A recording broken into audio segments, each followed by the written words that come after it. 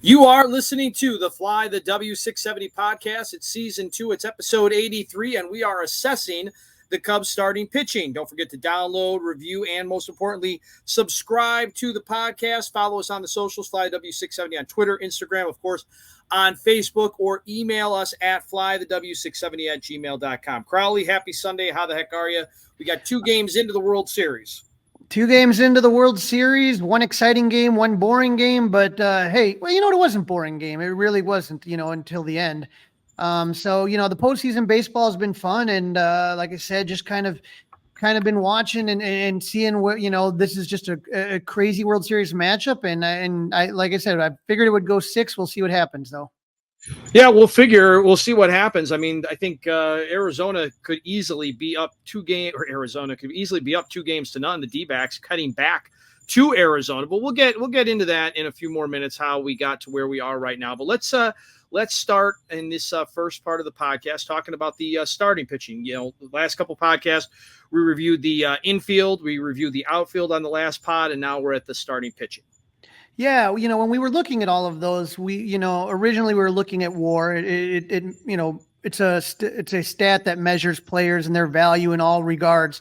But when you talk about pitching, sometimes you look at some other numbers too, and that's what we kind of did here.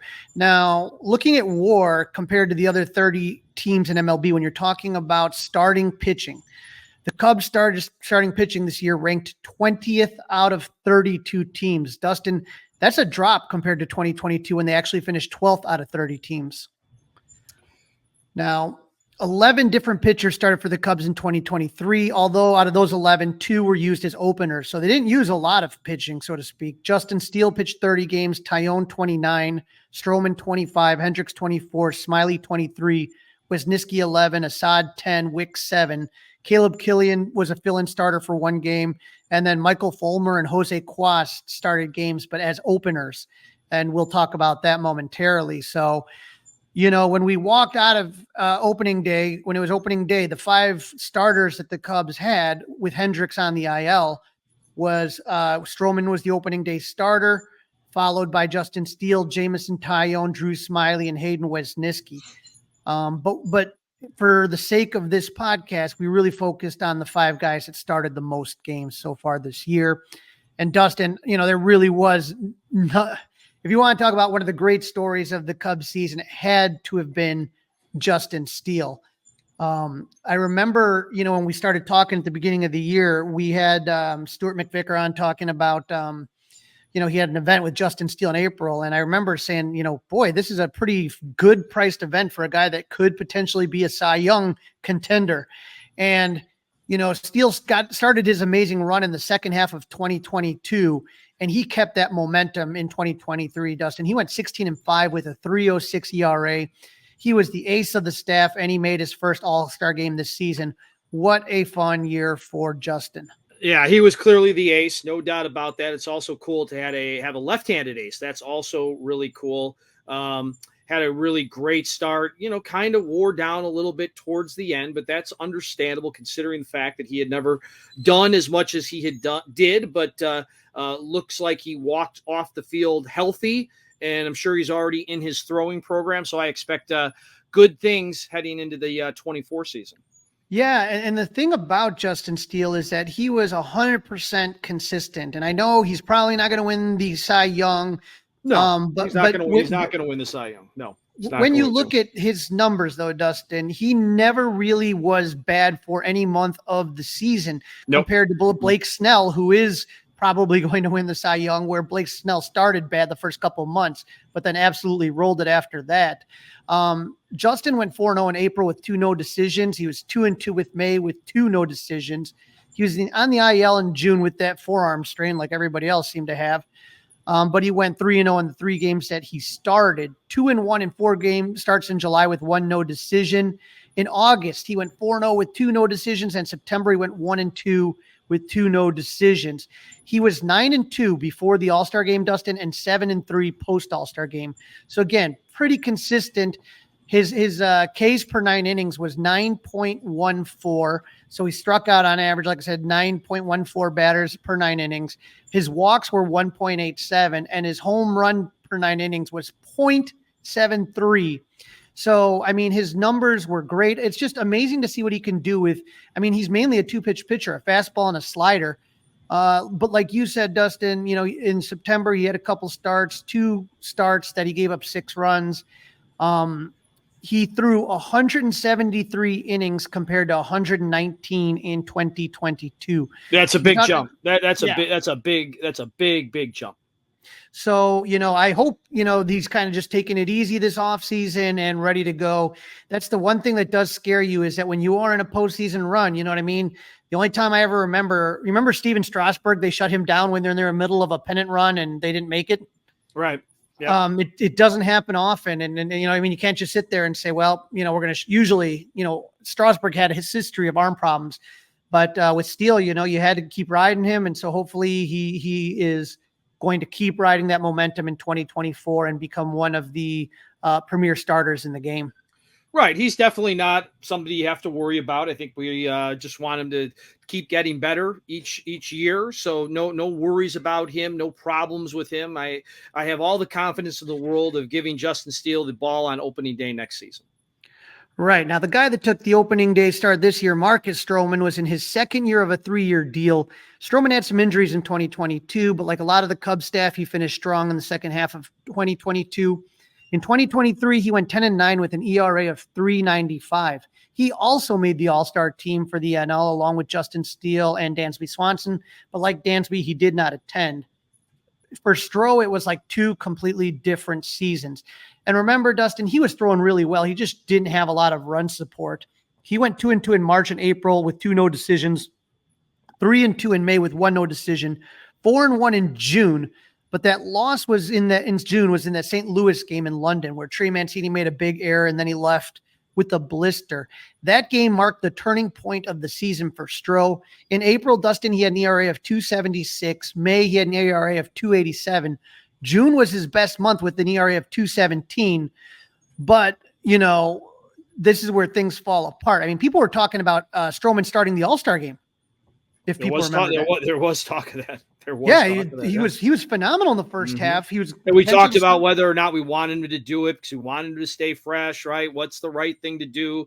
Do you go out there? Do you tip the cap to the fans? Did you want him to start? All that stuff was a thing. It was a real thing. And the buzz was getting loud. Should the Cubs extend him, or should they have extended him in the off season? Because he was talking, I want to be here, talk about opt-outs and all this stuff. But July is when things fell apart. He went 1-3 with 2 no decisions, Dustin, and an ERA of 9.11. He would then go on the IL on August 2nd with right hip inflammation. He was about to come off, but then got a rib injury while he was kind of rehabbing. That lengthened his stay on the IL and finally came off on September 15th. He pitched 2 games out of the pen and had 2 more inefficient starts. He was 9-6 pre-All-Star game with a 2.96 ERA. And 1-3 post All-Star game with an ERA of 8.63. His strikeouts per 9 innings was 7.84. His walks per 9 inning was 3.42, and his home runs per 9 inning was 0.83. Like I said, it looked like he was going to go opt out of that final year of his contract, but now I think there's a little doubt. He'll be back in 2023. That's $20 million plus that he's going to command this year. And like I said, I don't see him opting out. There's no way. I would be shocked. I mean, Crawly, that one might be one of the biggest upsets. If he does not come back, that would blow me away. Absolutely blow me away. But then it's basically, listen, he's going to be motivated, right? He is going to be extra motivated on that 1-year deal. So I don't think it's the worst. I don't think it's the worst thing in the world. Nope. So I can live with that. And he doesn't and the other good news, Crawly, is that he doesn't have to be the ace. He doesn't have to be the ace of this staff for the Cubs to be good, but he needs to be there. He needs to show up. He needs to stay healthy, all those kinds of things, but he doesn't have to be the ace. Right. And he, if we can get that first half Stroman again, you'll take that, as long as you can ride that. That was like I said, just really, I think people forget how good he was that first half. Yeah. Maybe that's a thing. First half Stroman. Well, I'll tell you who didn't have a good first half was Jameson Taillon. He was He was the Cubs' big free agent pitching pickup this last offseason, signing a 4-year, $68 million contract. Unfortunately, he got off to an abysmal start. He finished the season with a record of 8-10 with a 4.84 ERA. But Dustin, he went 0-2 in April with 1 decision and a 4.50 ERA. Not bad. He went 0-1 in May with 4 no decisions and a 10.90 ERA. He didn't win his first game until June. Okay. He didn't win his first game until June. He went 2-3 in June with a 5.60 ERA. But like Stroman, Tyone's season turned around in July. But for JMO, it was the positive direction. He went 3-0 with 2 no decisions and a 2.67 ERA in July, 2-3 with 1 no decision and a 5.23 ERA in August. And he went 1-1 with four no decisions in September with a 2.76 ERA. So pre-All-Star game, Dustin, he was 3-6 with a 6.15 ERA and 5-4 post-All-Star game with an ERA of 3.70. Now his K per nines was 8.16, walks per 9 2.39, but his home runs per 9 inning was 1.57. There's the stat, Crawly. That was the one that bit him. Yep, that was the worst of his career. So the big hope for the Cub fans is that JMO is able to build on the second half and come out strong in 2024. I mean, obviously there's no one more disappointed in that season than JMO himself, and I've met him. Well, and that's the key. See, there you go. You nailed it. You could tell he wasn't being a jerk about it. He owned up to it. He knows, what he did wrong. I believe in Tommy Hotovy. I believe Jameson Taillon wants to be the best version of himself. Let's just hope that it's more like the second half and less like the first half. Yeah. And again, a lot of players struggle at Wrigley their first season. I can't quantify it. There's no data I can give you for it other than just to say it happens. And it happened. Right. It happened. And like I said, I'm hoping that he comes back a lot stronger this season. I know he's going to have something to prove. Someone who does have something to prove as well is Drew Smiley. Like Steele. Another guy, first half, fantastic, right? Right. That exactly. It was Smiley went 11-11 with a 5 ERA. And by the end of the season, he lost his place in the rotation. Dustin, he went 2-1 in April with 2 no decisions and a 3.21 ERA. I went to the game on April 21st when he was pitching a perfect game into the 8th inning. And remember, he collided with Yan Gomes on a little squibber that went in between the pitcher and the catcher. And oh my God, in May, he went 3-1 with no decision. But June is where the problem started. He went 2-3, but his ERA jumped from 3.09 in May to 5.81 in June. July was even worse. He went 1-2 with no decision, with 2 no decisions and a 6.65 ERA. So the ERA just keeps going up and up. And then in August, the Cubs tried to fix him. Twice they used a starter for 2 of the games that he would have started. That's where you had Quas, and that's where you had I can't forget who the other one was, but you had 2 openers kind of go in there, and it just didn't help. And so now all of a sudden after giving up 7 runs to the Tigers on August 22nd, he lost his role and he would pitch out of the bullpen for the rest of the season. He went 7-6 pre-All-Star game with a 4.21 ERA and 4-5 post-All-Star game with an ERA of 6.52. His Ks per 9 inning, 8.92. His walks per 9, 3.54. And his home runs per 9 inning was 1.64. Dustin, the question we really got to ask with Smiley, do you think he'll have an opportunity to be a starter, or do you think the Cubs are just going to say right away, hey, you know what, we just want you out of the pen? I believe it's a guy out of the pen, but the good news with him is he can do both, right? And he's willing to do both. I think he's only your top 5 to start the season. If something goes terribly wrong in spring training, somebody gets hurt, right? Right. Yeah. He's a guy that you can easily put in there. He has the experience. I just, I wonder what the plans are for him going forward. What's his contract situation right now, Crawly? I forget. That's going to be, he's going to be with, I believe it's a player's option for him. So he's definitely, it's his choice. My guess is he's going to want to be, exercise that and be back with the Cubs for 1 more year. Yeah, it makes sense. Yep. Mm-hmm. So I'm taking a look at his contract right now, and he's signed for next year. So it's a $10 million salary, and then it's a mutual option. Both have to agree in 2025 for another $10 million. Oh, geez. Wow. Okay. So 1 more year for sure. I knew he had 1 more year for sure. And then the following 2025, it's mutual. So both have to agree on it. But, speaking of contract situations, Kyle Hendricks is another guy that he wasn't on the opening day rotation for the first time since probably 2014, 2015. long time. I mean, if you think about it, almost a decade. He was recovering from a right shoulder strain that ended his season on July 6, 2022. He went 6-8 with a 3.74 ERA. He returned to the Cubs on May 25th, and in his fourth start, he nearly threw a no-hitter, going 8 innings and giving up only 1 hit to the Giants. Hendo went 3-2 in June with the 2.51 ERA. In July, 1-2 with 3 no decisions and a 4.04 ERA. And in August, 1-2 with 3 no decisions and a 4.09 ERA. Went 1-1 with 3 no decisions in ERA with a 4.39 ERA. But when you look at it, Dustin, the amount of no decisions that he had, he kept you in games. Yep. That was the key there. And when you take a look at his home runs per 9 innings, he only gave up 0.85, which was the best since 2016. So the Cubs hold the player option for 2024, and we've heard various things. We heard that for sure it sounded like with Jed and Tom, they were talking about picking up that option. We also heard the rumor with about him possibly getting an extension for 2 years, and if he did that, at a lower AAV. So, that might work for the Cubs and for Hendricks. We'll see what happens. But, more than anything, and I think you need depth. And that's, it's just the thing about Hendricks that's interesting is you also do have a lot of young players that are bubbling up. And, there's not a lot of spots as far as rotation spots, as, see what happens. But I'm very curious to see how this goes with Hendo. Right. And I think that obviously this is something that they're working on that's going to be team friendly, right? That's what's going on here. He doesn't want to leave. They want him to stick around.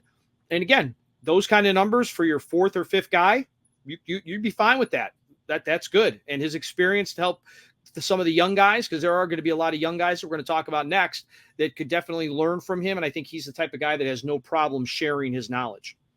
Right. Now, 3 other pitchers that we need to talk about. Hayden Wesniewski made a certain amount of, he was phenomenal when he came up in September of 2022 in spring training. I watched him. He was phenomenal. He won the 5th starter spot, but he struggled and he eventually lost his spot in the rotation. He started 11 games, 5 in April, 3 in May, and 2 in June. He would make 1 more start the rest of the season, but I don't know. Something was off. The slider wasn't sliding like it normally did. And, hopefully pitchers are going to have ups and downs. I think people forget that Greg Maddux was not an all-star Hall of Famer when his first couple of years. He had his struggles as well. That's going to happen.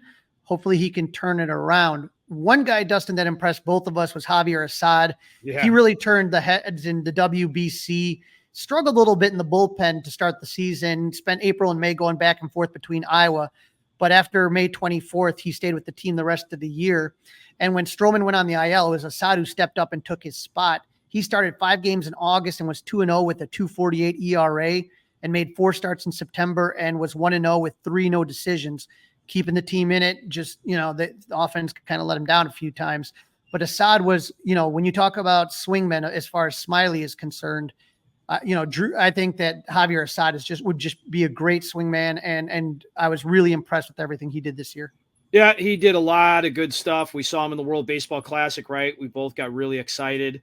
It didn't follow immediately, but then it looked in the second half of the season like he had figured some things out. Obviously, he's not a selfish guy. He's willing to start. He's willing to come out of the bullpen, whatever they needed him to do. So you got to like that ability to do those kinds of things. Right. So Jordan Wicks was called up on August 26th, the Cubs 2021 first-round pick. He made 6 starts and went 3-1 with 2 no decisions. And so, Dustin, that leaves us with this rotation that we're looking at that I think for sure you can write down 3 names, and that's Justin Steele, Marcus Stroman, and Jameson Taillon. It's those other 2 spots that become interesting, and if the Cubs are going to take the next step, and you see it so much in this postseason, it's pitching. That's what matters.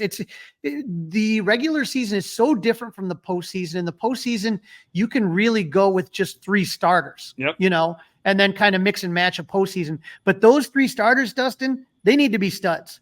And, I'm very curious if the Cubs are going to go for a front end starter as far as on their wish list. And we'll talk about that when the postseason's over and looking at what's available. And all that stuff. Official who's available. Yep. Mm-hmm.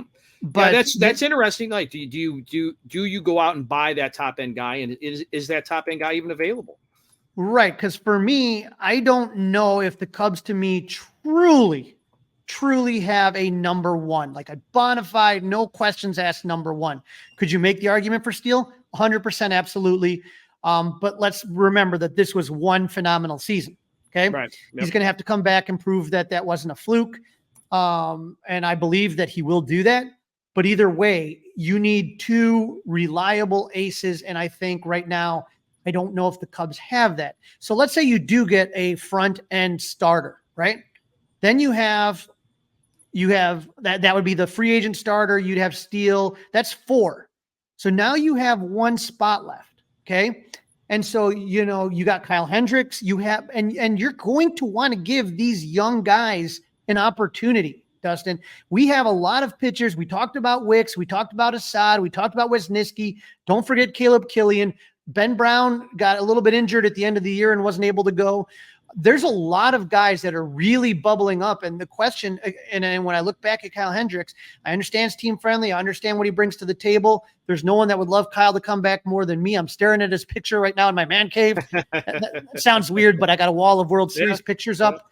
But I just wonder if that's something they could do. If they don't get that front end starter, then absolutely I see Kyle Hendricks coming back. If they do not get a front end starter, then I don't know if it's going to be as easy as we think it is to bring Kyle back.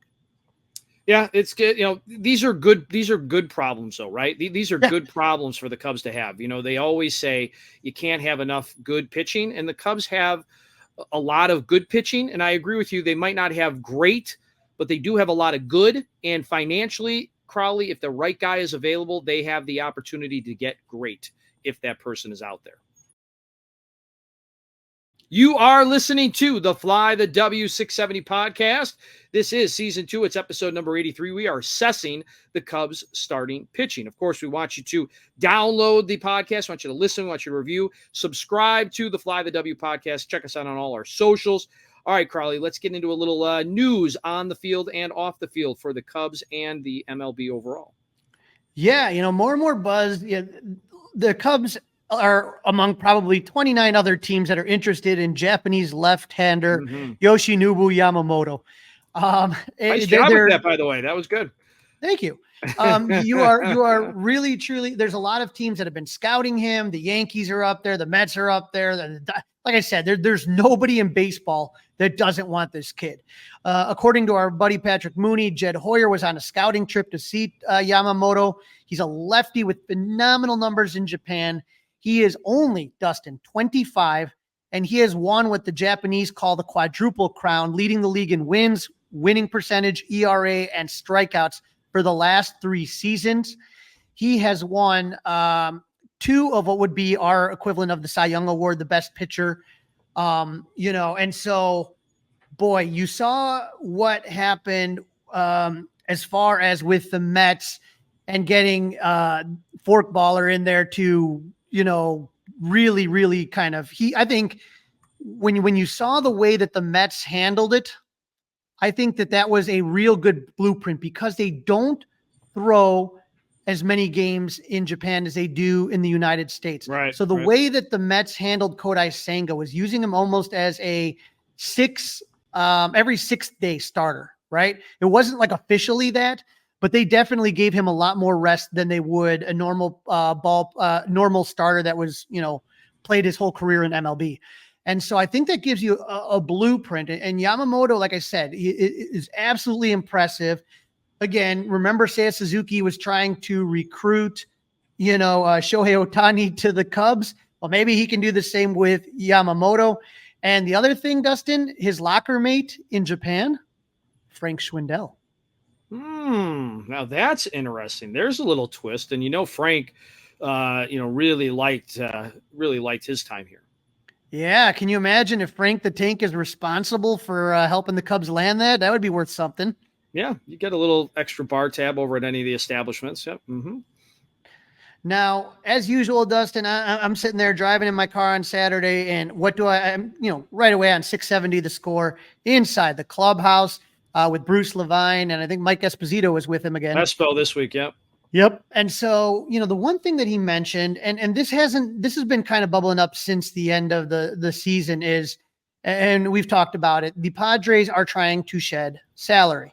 One salary that they are looking to shred is Juan Soto. And you think about that deal, and they gave up a lot to get Soto from the Nationals. And it just, I don't know what's not working out there. I don't know clubhouse stuff. I don't know any of that stuff. It's been kind of a crazy situation to have all those stars.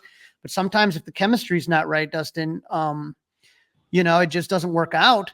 And so the Cubs name have been kicked around.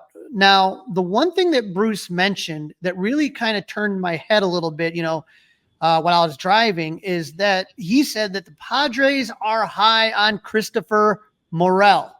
Okay. So the Pirates need to shed salary, and Soto is expected. He's still arbitration eligible. Next year, he'll be a free agent. Soto's expected to make $23 million for next season. Hypothetically, if the Cubs were to trade Christopher Morel, and I doubt it would be a one-on-one trade, but let's say it was, I'm just saying that, right? That would be a $22 million savings for the Padres. Yeah. Okay. Morel's under team control through 2028. He isn't arbitration eligible until 2026. So when you think about Morel and what he can bring to the team, and again, similar, I think, to, what he was with the Cubs, able to fill in a lot of gaps, everything, and when I look around, the diamond is where he would fit in San Diego. I'm not sure. They got their third baseman, second baseman, shortstop. I assume he'd play maybe some outfield. Right. I don't know. But that's not, but if he went there, that's not our problem then anymore, right? Right. Right. It sounds like a salary thing, Crawly. It sounds like a salary dump. That's what it sounds like. And it's not a secret. So teams aren't going to be giving up everything because you're taking on all that salary. Correct. And so again, if you're going with just Christopher Morel for Soto, that would just be a salary swap, and the Cubs would eat the salary. Now, if the Cubs wanted the Padres to take some salary, they kind of would, add some prospects. I don't know, Dustin, and I don't know how likely it is that a Morel for Soto swap. I mean, if they offer that, I would take it in a heartbeat. I mean, you'd have to, without a doubt. And we all like Christopher Morel, but there's a big difference between Christopher Morel and Juan Soto. And the question I have for you, Dustin, here is, we were kind of talking about this on the last podcast. I don't know why it just popped into my head. Is what about the possibility? Because again, it left and right, you got Ian Happ, you got Seiya, and both of those guys are here for, I think, Seiya's got 3 years, and I think Happ's got 2 years, but they both have no trade clauses. So those guys aren't going anywhere unless they waive their no trade clause, which I don't see that happening with either player. But where would you play Soto? Would you kind of have, say, Happ and Soto switching off left field DH? I think that makes the most sense, right? That's first blush. That makes all the sense in the world. Yes. Now let me ask you this as well. Now, or you trade Ian Happ, right? I mean, again, no trade clause if he would accept that. Right. But I would sit there and I was just thinking he might if he knows that he's not going to play as much, right? Right. And I just keep kicking around this idea. What if, Dustin, Ian Happ, remember, he came up as an infielder. He came up as a second baseman, and then they had him play center before moving him to left. Okay. Could he play first base, Dustin? I was just about to say that. Yep. It's a good idea. I think he could. He's a good enough athlete. You don't need the strongest arm. Obviously, I'm sure he's a good enough athlete to make catches if he was able to do it at second. I mean, I don't see why he wouldn't be able to do it to first. I wonder if you could literally solve that problem and put Ian Happ at first, and that would end the first base problem. And then, you could have Ian Happ leading off. There's so much you could do. Obviously, I think if you get Soto, you're not getting Bellinger. But I think, Dustin, you and I and every Cub fan is agreement that you really got to land one of those two, whether it's Bellinger and whether it's Soto, and then try to figure it out from there. Yep, totally agree. I don't think anybody would disagree with that idea at all. So hopefully the Cubs will do what we're hoping they would do. And Crawly, I know that there is some sad news for Cubs fans. I saw this on social media. You and I exchanged a text. Tell us about Dorothy. Dorothy Farrell. Is probably, I would say probably one of the greatest Cub fans you could ever meet. Even if you didn't know her, you've seen her all throughout the 80s. Harry Carey, Arnie Harris, they would always focus the cameras on her for two different things. Number one, seventh inning stretch, and number two, YMCA. She loved the YMCA. When they would take the opposing pitchers out, it's been tradition, YMCA comes up, and there was no one that would do the YMCA better than her. And so her seats were in right behind the visitors' dugout on the first base side. And she really got attention when the Cubs made it in 2016 in the NLCS and in the World Series. And Ken Rosenthal did an interview with her. And she was at Kerry Wood's 20K game. She was literally at every game that you could ever imagine. Always smiling, always laughing. And she was just a phenomenal Cub fan. She did if you go on YouTube on WGN, Pat Tomasulo did a hilarious interview with her when he was doing her shot of choice was Jaeger. Oh, and boy. Lord Almighty, Dustin, I don't even know how many Jaeger shots I've done with Dorothy in my lifetime. But she, even at 90, could drink the best of us under the table. She was somebody back in the heyday. This was a pre-Club 400 iteration. It's called the Wild Bunch, and she was part of that. And they would go to the different stadiums and hang out with the players at the hotels and party with them. And she was just absolutely legendary. And she made you laugh. I have a picture up here of her giving me a kiss on the cheek. And it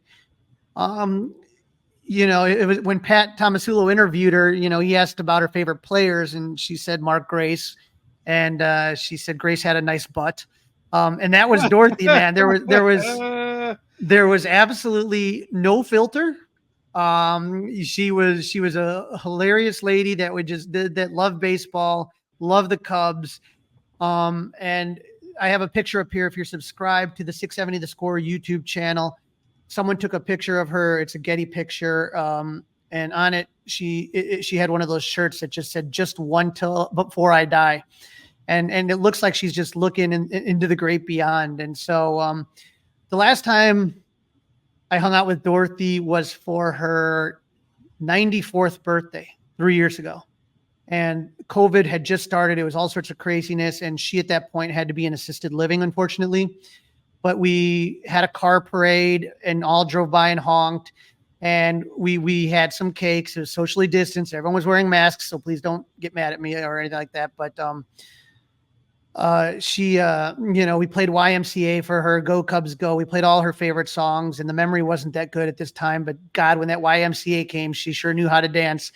And they actually called the cops on us. So think about being 94 years old and having the cops called your 94th birthday party. Well, based on what you said, Crawly, it sounds like that she would have really appreciated that. And again, I do remember seeing her on television. I remember plenty of women in my life saying that that's what they wanted to do in their retirement, to go to all the Cubs games like she was able to do. So pretty cool, pretty special. And obviously somebody that you knew and enjoyed